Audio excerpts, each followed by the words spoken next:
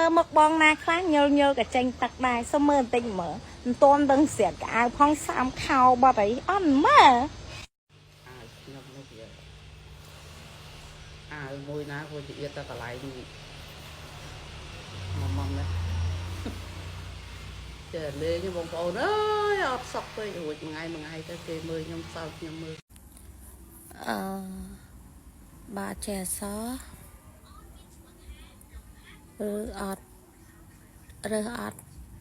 trai từ con lan mến ọt trẻ xó rồi cuối để sái bẹ bon hừng từ con lán dương thử làng bông làng ngày tai từ con lan nhom vô khổ bay châu phận bánh môi nè nơi khang cà lầu của muội châu phận bánh khổ bay từ con lan nào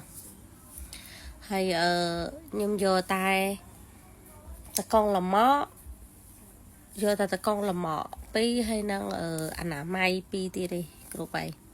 nâng trắng á khổ bay con lan nào hay bây giờ con lan bữa sau nhom rơ thái cứ nhom vô ta nè trà soi bữa nè trà soi nhưng mà chơi để sái dương bẹp qua nàng ca láng bóng bẹp qua nàng làng tầm nấy cứ dương đầm rờ cái trà sao nâng trắng á trà gió chơi video này ha nhà chun từ nè đại miền mầm non trong nhà nhom hơi kịch trơn bạch kịch trơn này bong ôi thật là mọi anh cùng đỏ nhom thật bàn ok lùi cả ca khối dương lạnh khi dương chập đai kia máu cứ dương hổ lùi một kia dây chơi váy to đai cặp trên snap chập chồi cho vậy chăngខ្ញុំស្អប់ខ្លួនឯងហេតុអីក៏ល្ងងម្លេះមានអាការមិនរៀនសូត្របែរជាទៅរកប្រុសបើខ្ញុំស្រឡាញ់លោកប្រហែលជាល្អជាងមិនបាច់ស្មុគស្មាញ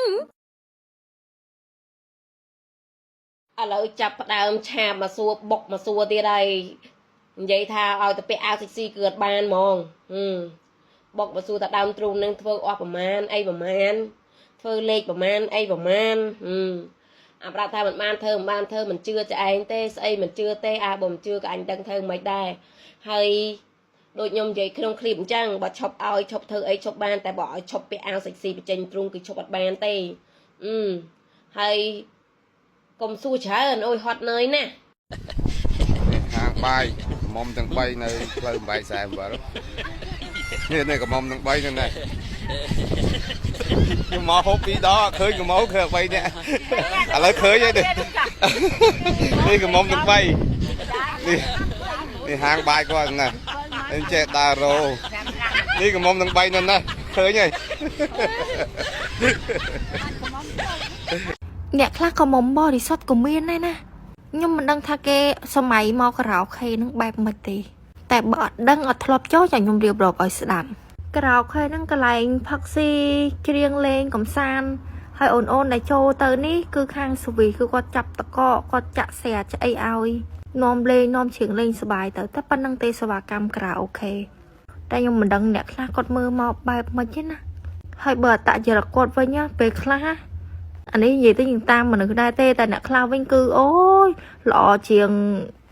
ជាងចាយខ្លះដែលមានឈ្មោះថានីស៊ីវខាត់ផងខ្ញុំនិយាយមែនអ្នកដឹងមិនដឹងហើយបើសម្រាប់ខ្ញុំអារម្មណ៍ផ្ទាល់ដែលខ្ញុំនៅមួយពួកគាត់ផ្ទាល់ណាខ្ញុំនិយាយត្រង់ខ្ញុំអត់មានអារម្មណ៍ថា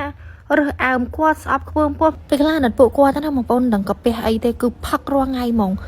គាត់ថ្ងៃហ្នឹងផឹកមួយថ្ងៃតភ្លឺស្អែកឡើងដេកមកផឹកទៀតហើយលុយរកបានផ្ញើទៅចិញ្ចឹមកូនផ្ញើឲ្យម៉ែនៅផ្ទះ